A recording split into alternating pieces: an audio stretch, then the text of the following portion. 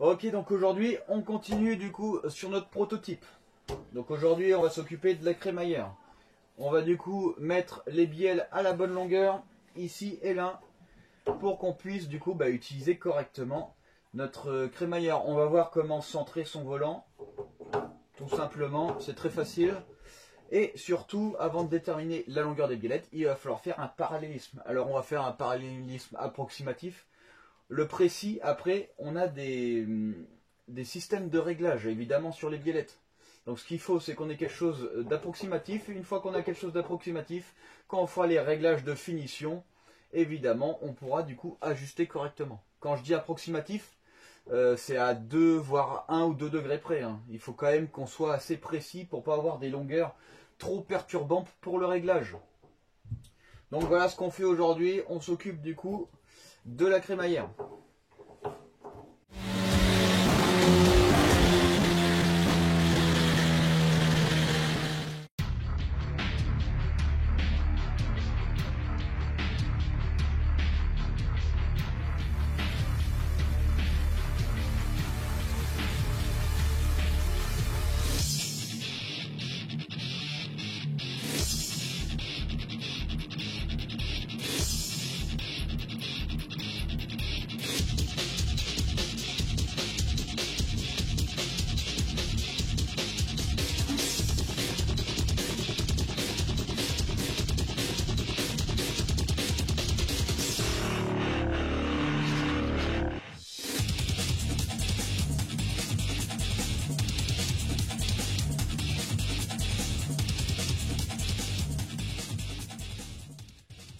Ok. Alors maintenant on doit déterminer du coup le centre de notre crémaillère. Alors comment on va faire? Déjà on va la mettre à peu près au milieu. Voilà, à vue d'œil. Une fois qu'on est à peu près au milieu, on prend un repère physique. Donc là ici, hop. Voilà. Une fois qu'on a notre repère physique, on tourne à fond d'un sens. Hop. Voilà. Et là,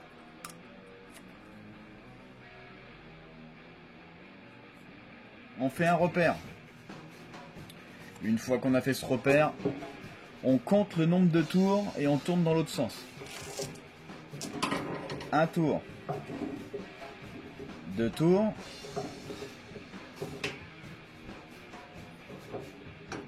3 tours. Et presque 4 tours. Donc là on prend notre repère et on vient mettre un trait au nouvel endroit. Normalement, si vous avez de la chance, entre ces deux endroits, vous avez votre point du centre du volant. C'est aussi simple que ça. Entre vos deux repères. Alors il faut faire gaffe parce que ça peut être soit entre les deux comme ça, soit entre les deux mais par l'inverse, par dessous. Donc là c'est simple, hein, on va essayer. Donc ici on prend notre repère pile poil entre nos deux traits. Hop, et on va compter le nombre de tours. Donc là, on a quasiment... On doit avoir à peu près 80% d'un tour. Donc là, on enlève 80% d'un tour. Plus un tour. Voilà. Là, on aurait notre centre volant. Parce qu'on retombe pile poil sur, du coup, notre repère central entre notre maxi et notre mini. Ici. Donc maintenant, pour être sûr que ce soit bon... On continue à tourner dans le même sens. On fait un tour. Et là, normalement, on est censé faire 80% d'un tour. Donc, on est censé tomber sur ce repère. Voilà. Donc là, ça marche. Faites attention, des fois, c'est l'inverse. Donc là, ici, on sait que... Hop, on a fait... Du coup, notre volant, là, on sait qu'il va être droit. Mais la voiture va tourner encore. Et là, on se remet sur notre centre. Et là, on sait que notre crémaillère, elle est centrée. Donc là c'est sûr, et si vous voulez on peut compter dans l'autre sens. Donc là ici hop, on fait un tour, voilà, et là on va faire à peu près 80% d'un tour. Et voilà, on a le tour est là, on est ici. Il suffit juste de refaire pareil, donc là on revient au centre. Là voilà, là on est neutre. Un tour entier, et hop, 80%. Donc là, notre centre il est là.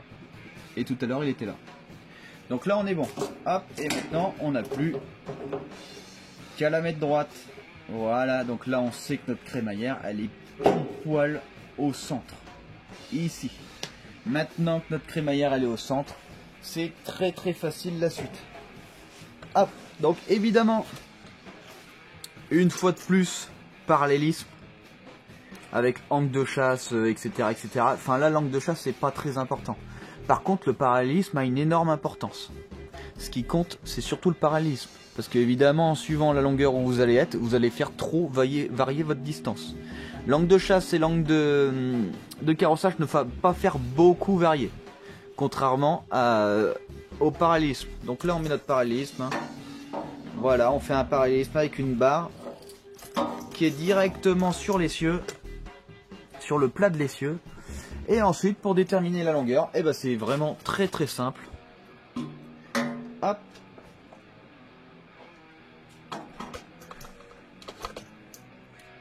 Voilà, vous prenez du coup la future rotule que vous insérez dedans, vous levez, tac, et ici, là où c'est coupé, il suffit juste de couper là, hop, et de souder directement dessus. Et on aura notre longueur parfaite du neutre. C'est aussi simple que ça.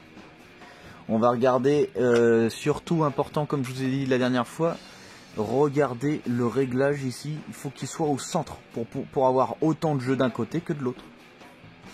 Et une fois que c'est le cas, vous vous mettez ici, hop, vous prenez votre longueur, ici vous venez couper pile poil ici, tac, et après il n'y aura plus qu'à souder directement. C'est très très simple. On sait qu'on est au neutre, on sait que du coup, notre parallélisme il est bon, et évidemment quand notre volant il est neutre, notre voiture doit rouler droite.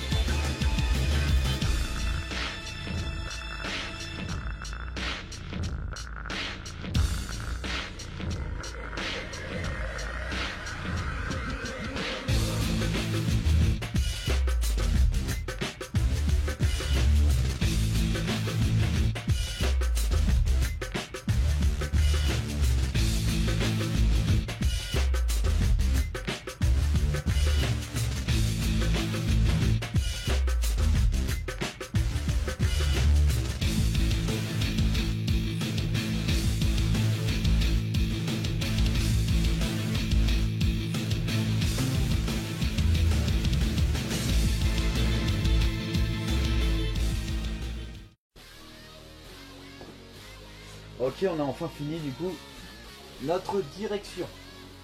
Voilà. Donc hop, quand on tourne d'un côté, évidemment, ça tourne et de l'autre, c'est exactement pareil. Alors, il va falloir voir un petit peu, parce qu'ici on passe très très près. Quand je lève, hop, ici on passe assez près, suivant le débattement. Donc on verra, peut-être qu'on va creuser cette pièce, et symétriquement pareil. Il faut faire attention un peu à tout. L'angle, pareil, on prend un très grand angle, on va limiter l'angle. On va limiter un peu l'angle parce que je trouve qu'on prend beaucoup. Donc on fera des butées réglables de limite de chaque côté pour du coup pas dépasser cette limite.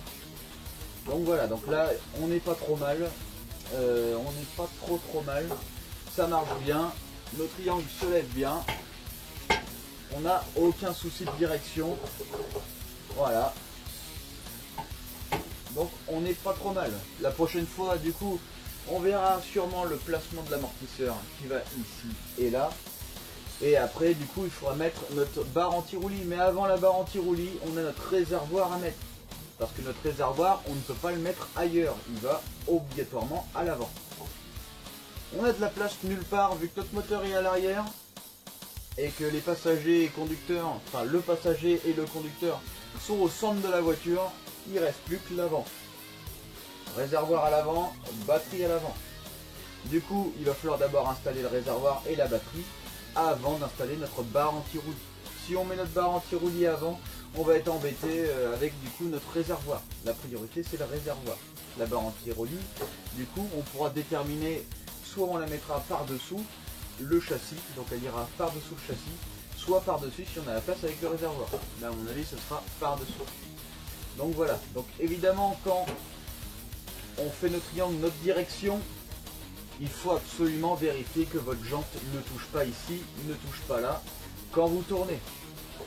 Donc là ici je sais que ça ne touchera pas, on rajoute 5 cm par côté du coup de voie pour justement éloigner ça et augmenter notre voie. Plus on augmente notre voie, plus on adhérera. Donc voilà.